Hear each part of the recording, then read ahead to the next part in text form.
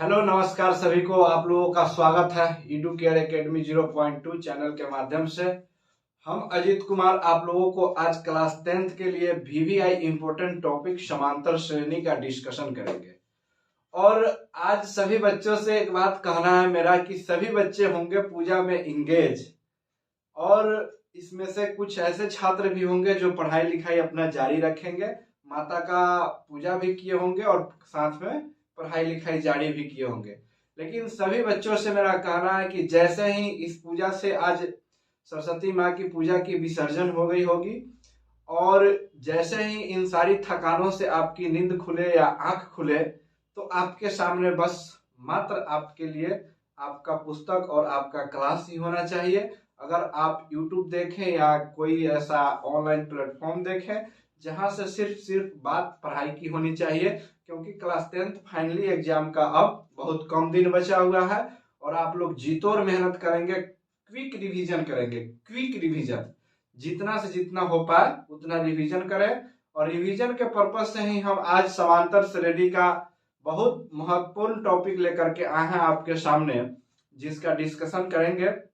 तो चलिए शुरू करते हैं। सबसे पहले कि समांतर श्रेणी में क्या क्या पढ़ना होता है और समांतर श्रेणी क्या होता है। तो सबसे पहले हम डिस्कशन करेंगे समांतर श्रेणी, यानी कि क्रम बार क्रम, मतलब एक सीढ़ी जैसे आप अपने घर में सीढ़ी देखे होंगे, तो उस सीढ़ी पे क्रम बार क्रम करके चढ़ने के प्रोसेस को हम लोग समांतर श्रेणी कहते हैं। जैसे मैं 3-4 मार्कर के माध्यम से आपको यहाँ पे फील कराऊंगा कि समांतर श्रेणी क्या होता है, ठीक है। और यहाँ पे देखिए, जैसे ध्यान से देख रहे हैं, यहाँ इस पूरे चारों मार्कर में ऊपर के तरफ कुछ गैप बना हुआ है, सीढ़ी की आकृति बता रहे हैं हम, तो इसी आकृति को तो समांतर श्रेणी कहते हैं। बीच में जो गैप है उसको कॉमन डिफरेंस यानी कि सार्व अंतर कहते हैं। तो सबसे पहले समांतर श्रेणी में क्या क्या पढ़ना है, इन सारी चीजों को यहाँ पे डिस्कशन कर ले। यहाँ सबसे पहले होता है प्रथम पद।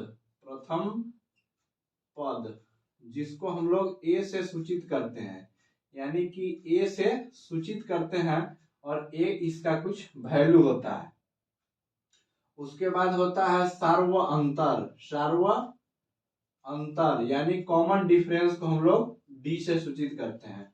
उसके बाद होता है नंबर यानी कि संख्या, यानी कि संख्या यानी कि पदों की संख्या n से। उसके बाद होता है अंतिम पद।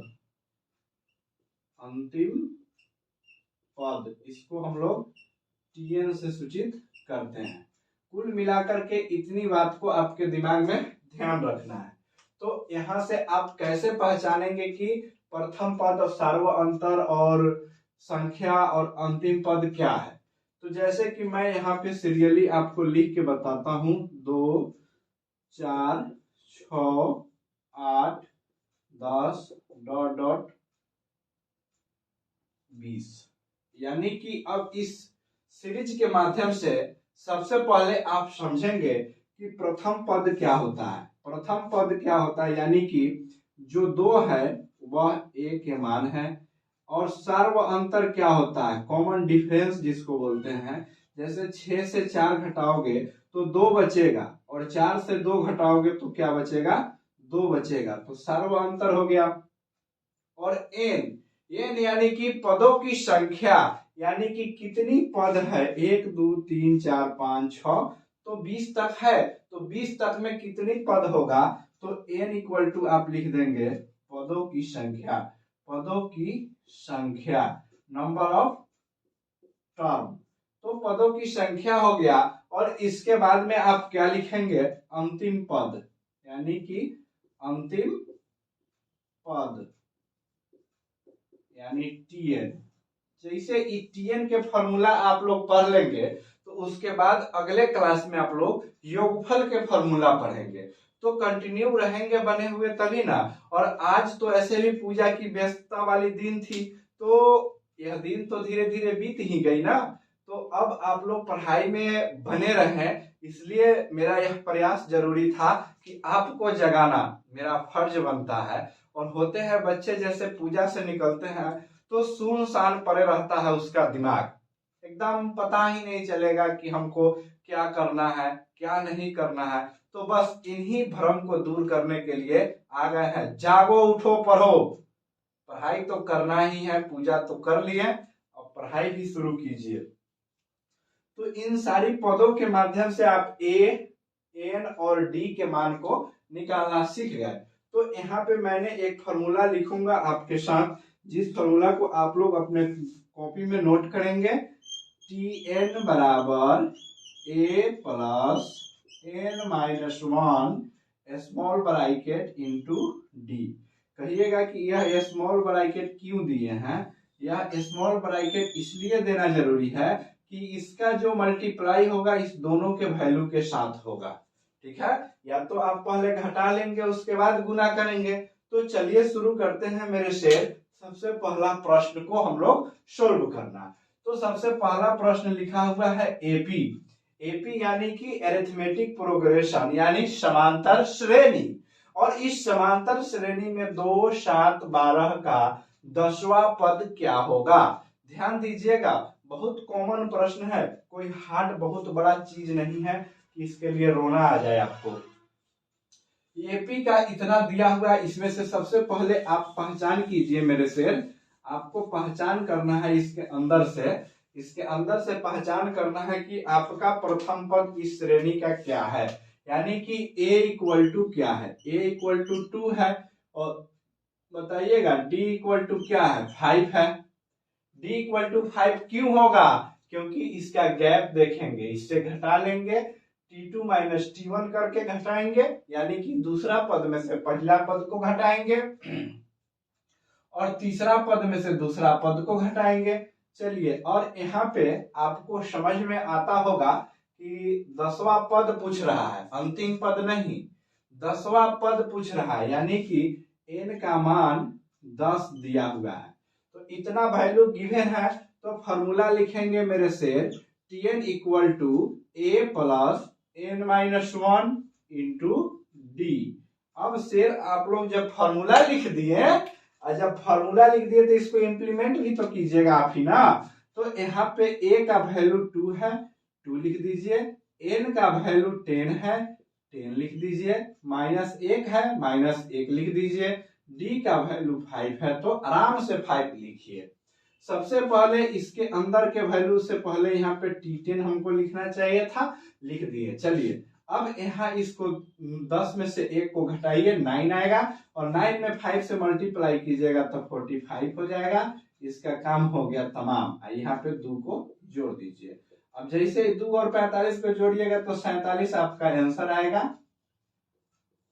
तो यह बात आपको समझ में आ गया होगा।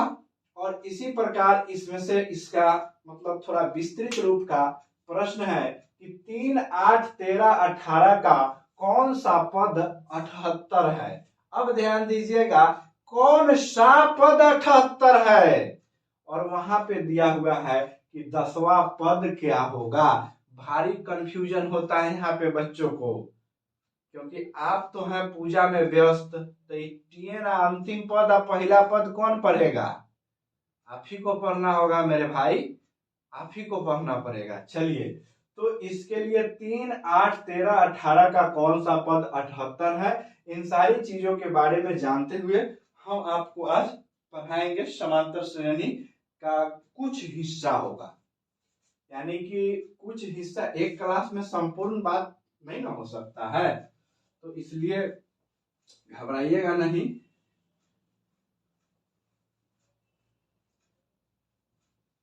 अब दूसरा क्वेश्चन पे आइए आप लोग। दूसरा क्वेश्चन क्या कह रहा है आपका कि कौन सा पद 78 है, यानी कि डायरेक्ट यह टीएन का वैल्यू 78 दिया हुआ है।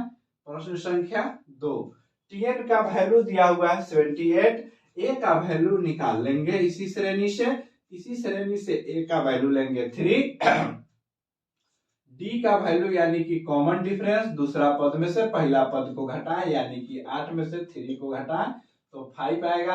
आपका मर्जी करेगा 18 में से 13 को घटा लीजिएगा, कोई संकोच की भावनाएं यहाँ पे नहीं होनी चाहिए। तो चलिए, n का वैल्यू नहीं दिया है तो n का ही तो मान निकालना है। तो Tn इक्वल टू फॉर्मूला लिखेंगे a plus n minus one into D, और मेरे बहादुर चपका दो यहाँ पे 78 को चपका दिया, a को चपकाओ 3 हो गया, प्लस n माइनस वन यानी कि n का वैल्यू तो दिया नहीं है जैसे के तैसे, और यहाँ पे d का वैल्यू 5 है तो 5 को चपका देंगे, और जैसे चपकाए ना तो सॉल्यूशन लौक रहा होगा एकदम, टपाटप मारो चलाई 78 है, इसमें से इधर ले आओ 3 घटाओ तो 78 माइनस 3 n माइनस 1 इंटू 5। यह है आपका एडुकेयर एकेडमी जो आपको कराता है लाजवाब मैथ। यहाँ से देखो 78 घट गया तो यहाँ पे क्या बचा 75 n माइनस 1 इंटू में 5। मेरे बहादुर जब यहाँ पे बराबर के इस साइड में इंटू में है यह बात तो इधर आएगा तो डिवाइड में हो जाएगा ना, n minus 1 equal to 75 by 5 यानी कि कट गया 15 आ गया। अब सुनो कहानी, अब यह एक इधर जाएगा ना, n equal to 15 plus 1 equal to 16 हो जाएगा आपका उत्तर। सब्र की बांध खुल चुकी है। आइए एडुकेयर एकेडमी को सब्सक्राइब कीजिए एंड शेयर कीजिए, आपके बिना यह संस्था नहीं चल सकती है मेरे प्यारे दोस्त। चलो यहां तक हो गया। अब यह प्रश्न देख के आपका माथा एकदम घूम रहा होगा, ये बताइए सरस्वती पूजा के खुमारी अभी तक उतरा नहीं है, और दोसर में मास्टर साहब रिक्त स्थान के भरे इस प्रश्न को दे करके दिमाग से जो है सो खिलवाड़ कर रहे हैं, तो कैसे होगा आओ ना हम ही बताते हैं कि कैसे होगा। इस Tn इक्वल टू खाली तुम फॉर्मूला याद कर ले रहना, Tn equal to a plus n minus 1 into d, इस फॉर्मूला को याद करना और इसी को जुगाड़ लगा के इसमें चपकाएगा ना चला तो खट खट आंसर आएगा। चिंता काहे करता है, खट खट तुम्हारा आंसर नहीं निकलवा दिए एग्जाम में, तो ध्यान रखना। सिर्फ एडुकेयर एकेडमी को लाइक शेयर एंड सब्सक्राइब करो चला, ताकि सबसे पहले नोटिफिकेशन आपके पास गिरे और आप मेरे अनमोल रतन बने। इसके लिए आपको सब्सक्राइब करना पड़ेगा। अब यहाँ पे a का वैल्यू दिया हुआ है -18, d का वैल्यू हमको फाउंड करना है यानी कि d निकालना है, n इक्वल टू मेरे शेर दिया हुआ है 10। अब Tn का भी वैल्यू दिया हुआ है 0, Tn का भी वैल्यू दिया हुआ है 0। तो मेरे सोना मेरे प्यारे लाडलो, यहाँ Tn equal to a plus n minus 1 into d को फिट करो, जैसे यहाँ से Tn का वैल्यू रखोगे 0, a का मान रखोगे -18 प्लस n माइनस 1 तो n का वैल्यू है 10 -1, d का वैल्यू यहाँ पे d। चलो मेरे शेर करते हैं तैयारी d के मान निकालने का।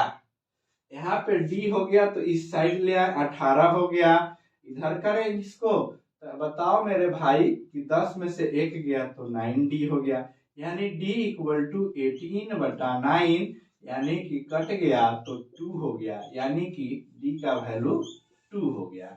तो यहाँ पे क्या लिखोगे, d का वैल्यू क्या आया तो 2 आया, ans हो गया। तो इसी प्रकार आप इसको फिल करेंगे। तो चलिए अब इस समांतर श्रेणी के तो बहुत आसान वाला हिस्सा था जिसे ऑब्जेक्टिव प्रश्न 2 नंबरिया प्रश्न के सोल्व करते हैं। अब चलेंगे 3 नंबरिया से ऊपर वाला बात में कि समांतर श्रेणी के व्यापक रूप पे आधारित प्रश्न, यानी कि समांतर श्रेणी में दे देगा कि 5वां पद 18 है, 6ठा पद 21 है, तो 9वां पद आप निकालिए, चाहे a का मान निकालिए d का मान निकालिए, अलग अलग फॉर्मेट में जिस प्रश्नों को पूछा जाता है उस प्रश्न की चर्चा करेंगे अभी इसी क्लास में। आप सिर्फ लाइक शेयर सब्सक्राइब तब तक ठोकिए, तब तक हम बोर्ड मिटाते हैं चला, इसलिए चिंता करे कि कोई बात नहीं है। मास्टर है तो सब कुछ है, चिंता मत करो, पढ़ते रहो। यहाँ पे सबसे पहला बात है कि समांतर श्रेणी के व्यापक रूप। तो मेरे लिखने का मतलब पहला पद ए है, दूसरा पद ए प्लस डी होता है, तीसरा पद ए प्लस 2d होता है। इसी प्रकार डॉट डॉट थ्रू इन्फिनिटिव तक चलेगा। यह राम कहानी कभी खत्म नहीं हो सकती है। इस धरती पर जब तक मानव रहेंगे तब तक समांतर श्रेणी पढ़ना ही है, क्योंकि मानव की लंबाई, मानव की कदकाठी और सभी मानव के अंग एक समान नहीं होता है भैया। इसलिए देख लीजिए इन पांचों उंगली की आकार, यह तो नहीं एक समान है। तो इन्हीं डिफरेंसों के माध्यम के लिए बनाया गया है यह समांतर श्रेणी। यानी कि देखिए अब इसमें से पहला पद निकालना होगा तो दूसरा पद माइनस पहला पद जब करेंगे ए से ए कट जाएगा, डी निकल जाएगा ना।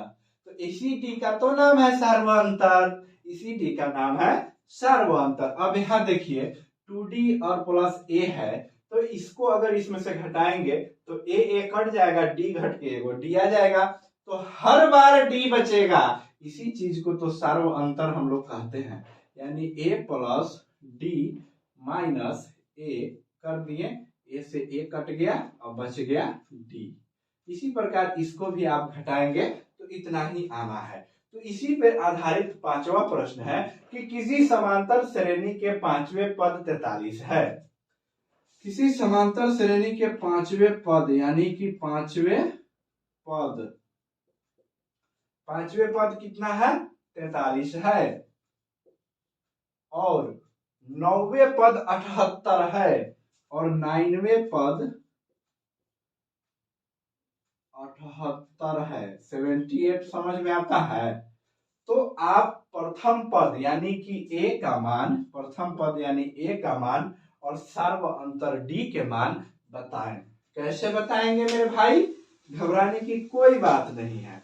पांचवें पद की यह चर्चा किया है, अगर इसने पहला पद के चर्चा किया होता तो सिर्फ आप a इक्वल टू 43 लिख देते हैं। अगर इसने दूसरे पद का चर्चा किया होता तो आप a प्लस डी लिखते। अगर इसने तीसरे पद की चर्चा की होती तो आप a प्लस 2d लिखते। लेकिन इन्होंने तो बहुत चालाकी किया है। इन्होंने एक बात बोली है कि पांचवें पद इक्वल टू 43।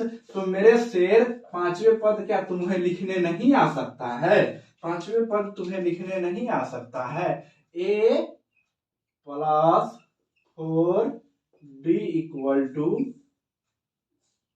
43, यह मान लो समीकरण 1 हो गया।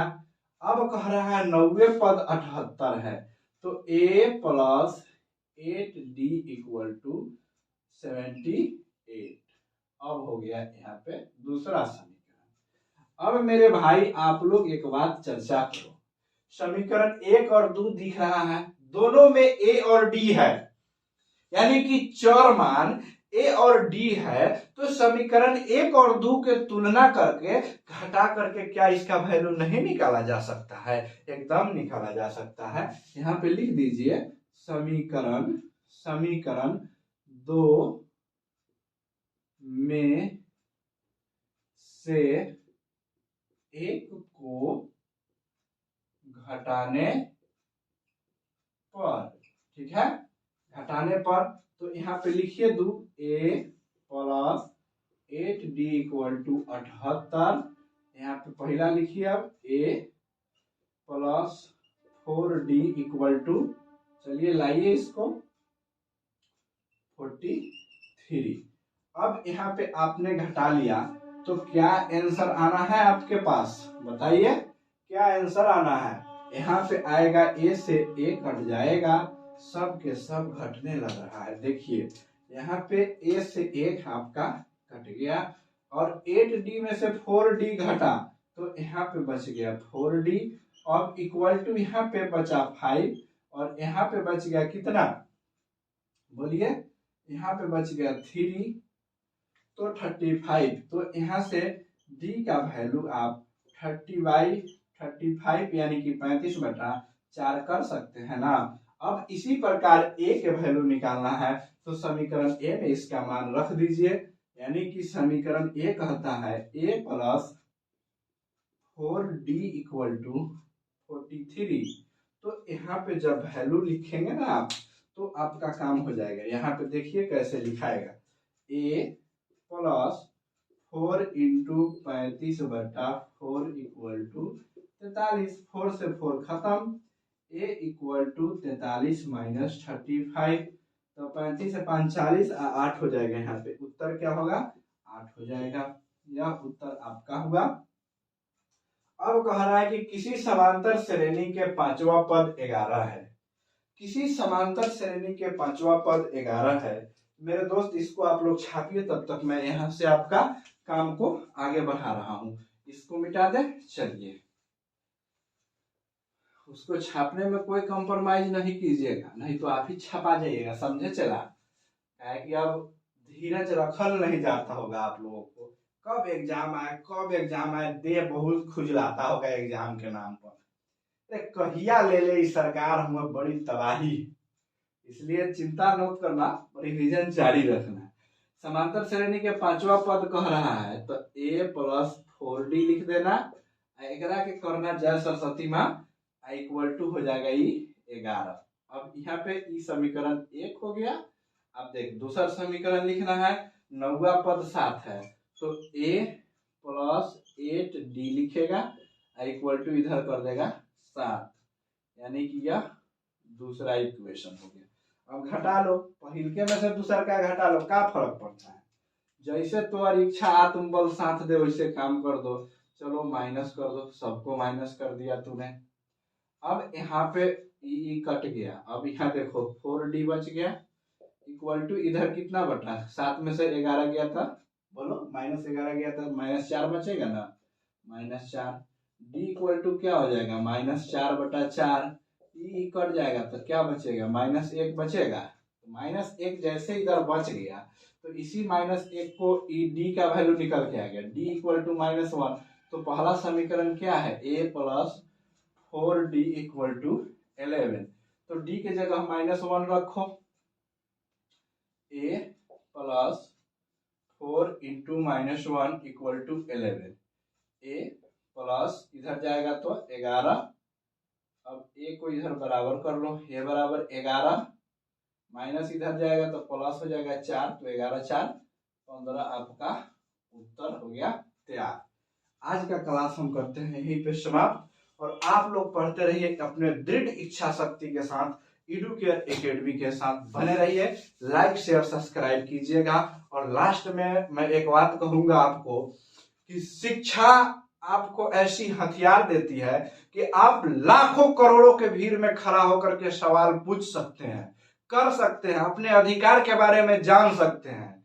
अगर आप लाखों की भीड़ में खड़ा होकर के अपने अंदर सवाल करने की आत्मविश्वास अगर नहीं डेवलप कर पाए हैं, तो समझिए आपकी ग्रहण की हुई शिक्षा बेकार है। इसलिए चला, सवाल से कभी घबराना नहीं। लाखों करोड़ों की भीड़ में खड़ा करके यह शिक्षा तुम्हारे पास ऐसा पावर जनरेट किया है ना कि तुम सवाल कर सकते हो। एकदम भाला के नोक पे सवाल को नचा के आ जाना, एडुकेयर एकेडमी का वादा है, अगर तुम्हारे अंदर सही शिक्षा है तो। अन्यथा सारी की सारी पढ़ाई बेकार है। तो चलिए इसी के साथ भारत माता की जय। जय हिंद, जय भारत।